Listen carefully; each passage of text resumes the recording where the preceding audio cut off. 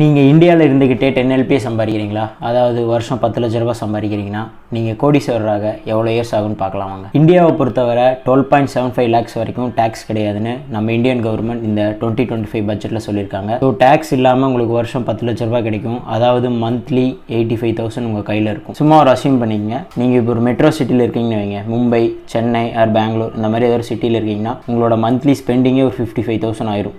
Rent, food, travel, clothing உங்கள் கையில் மீதி ஒரு 30,000 இருக்கும். தென் அசியூம் பண்ணிங்க உங்களோட சேலரி 10% பர் இயர் இன்க்ரீஸ் ஆகுது. தென் 5% உங்கள் எக்ஸ்பென்சஸ் இன்க்ரீஸ் ஆகுது. உங்களோட சேவிங்ஸ் 50% பர் இயர்னு வச்சுக்கோங்க. உங்களுக்கு 12% போஸ்ட் ரிட்டர்ன் டேக்ஸ் மூலமாக 3 வருஷத்தில் உங்கள் கையில் 12.5 lakhs இருக்கும். அதுவே 5 வருஷத்தில் அது 32 lakhs இருக்கும். 10 வருஷத்தில் உங்கள் கையில் 1.2 crores இருக்கும். லெஸ் தென் 10 இயர்ஸ்க்குள்ளே நீங்கள் குரோர்பதியாக மாறி இருப்பீங்க.